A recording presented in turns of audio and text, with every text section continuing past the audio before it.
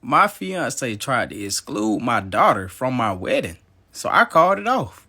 I'm 45 years old, and I have a daughter named Bella who's 11 years old. I had her in a previous relationship with my ex-wife. We got divorced on good terms, and we split custody. Now, I started dating again, and that's when I met Sammy. Me and Sammy were together for 4 years, and then I proposed. Now, Sammy and my daughter Bella get along very well. So, after I proposed to Sammy, she started planning the venues and where we was going to get married, and she started inviting bridesmaids, and then she mentioned to me that she wanted a flower girl.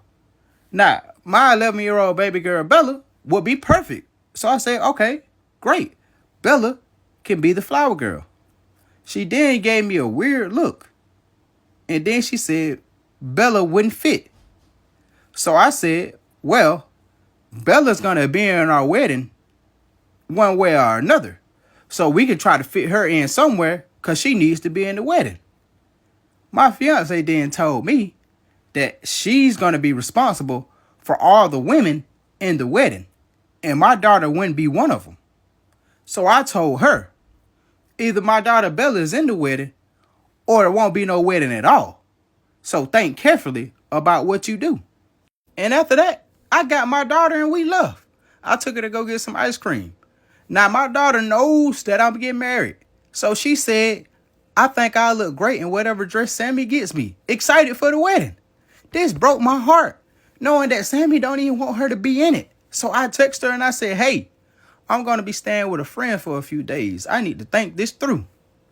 After that, I get a text from my mother-in-law. I get a text from her mother saying that I'm overreacting, that my daughter doesn't need to be in the wedding, and that I'm making a big deal out of this. Also, I'm being a jerk by threatening to call it off because my daughter won't be in it. So after that, I went back home. And I seen my mother-in-law sitting outside of her car across the street. So I did my best to get out of the car and not be noticed by her. That way I don't have to speak to her. So I went in the house to talk to my fiance. And I asked her, I seen her in the kitchen, sitting down at the dining room table. I asked her, why does my daughter not fit the part? And why do you not want my daughter in the wedding? And her answer shocked me to my core. She said, I was hoping that after we got married, you would become one of those holiday only type dads, that you will only see your daughter a few times out of the year.